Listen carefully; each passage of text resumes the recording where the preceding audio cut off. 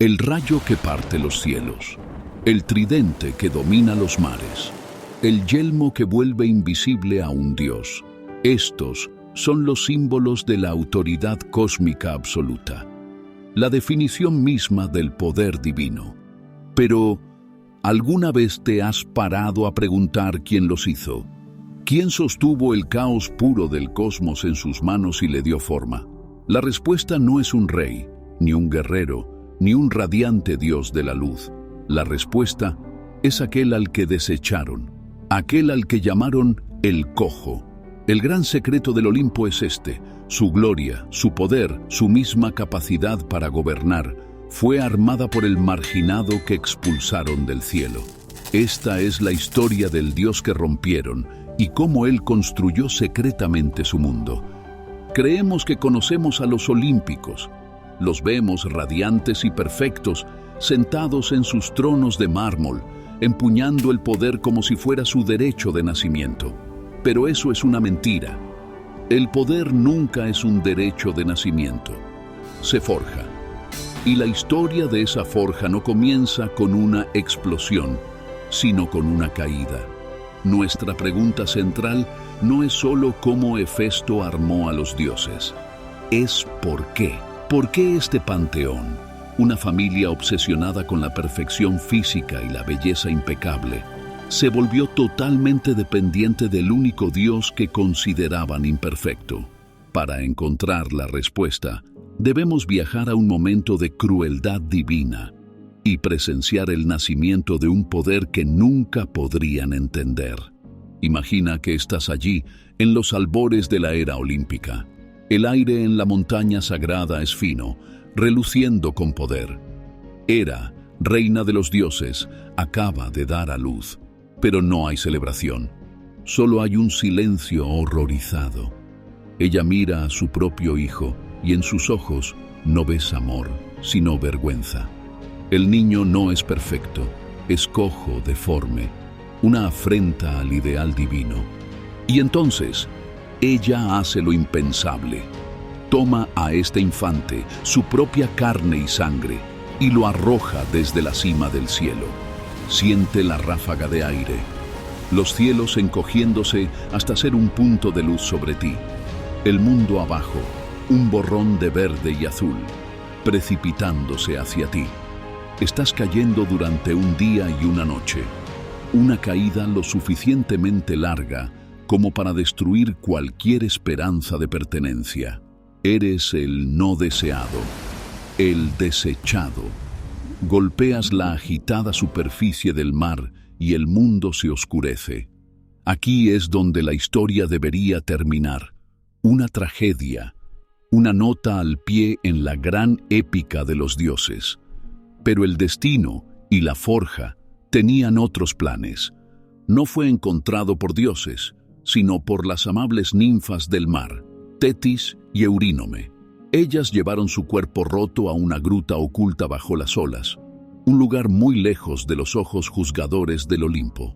Fue aquí, en la silenciosa oscuridad del lecho marino, donde Hefesto encontró su verdadero hogar, no en un palacio, sino en un taller.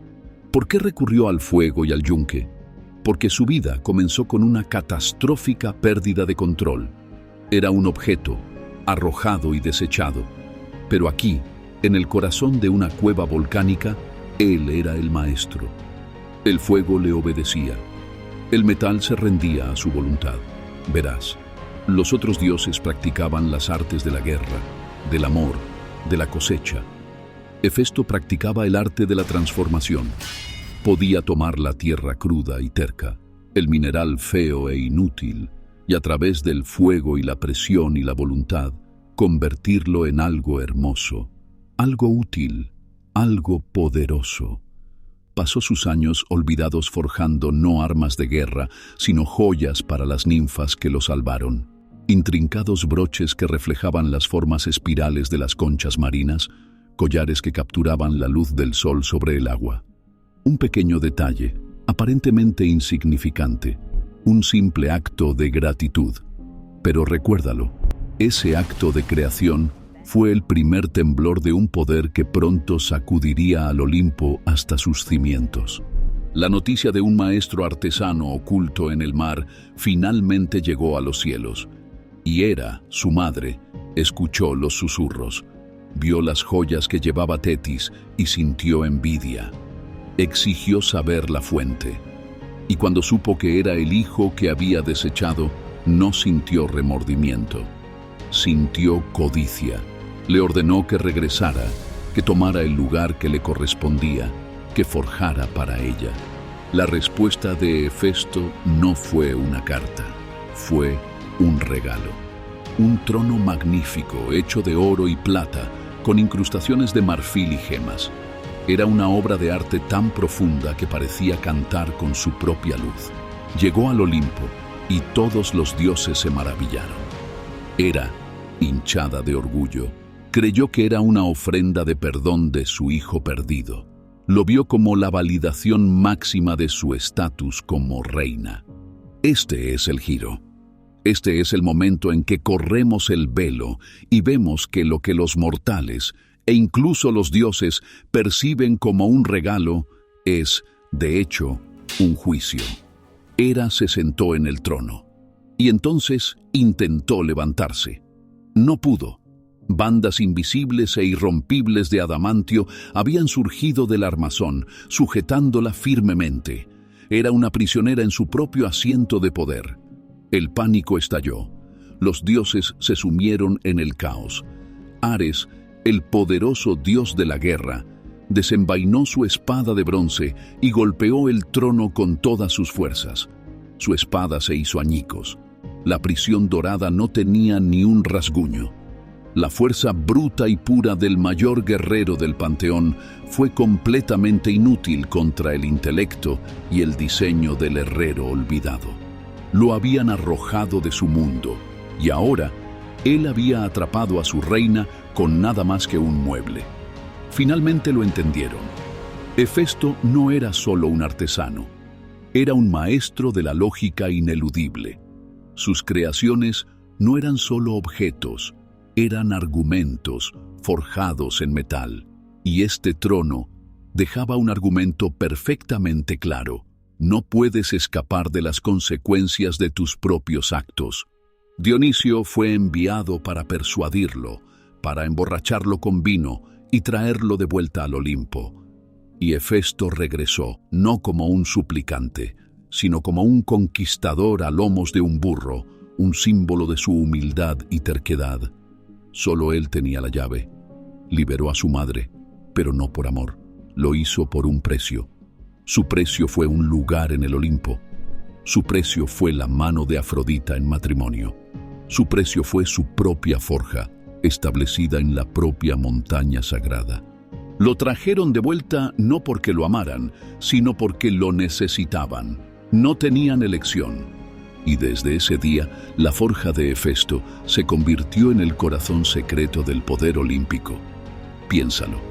Cuando Zeus necesitaba afirmar su dominio, blandir el cielo mismo como un arma, ¿a quién recurrió?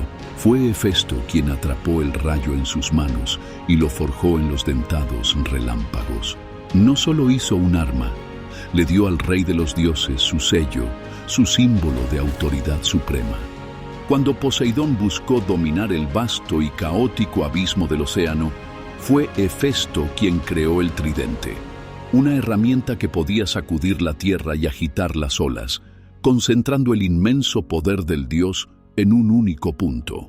Cuando Hades requirió un medio para moverse por el mundo sin ser visto, para convertirse en la encarnación misma de los misterios de la vida y la muerte, fue Hefesto quien forjó el yelmo de la oscuridad, una corona que no concedía invisibilidad, sino que ordenaba a la presencia simplemente desvanecerse.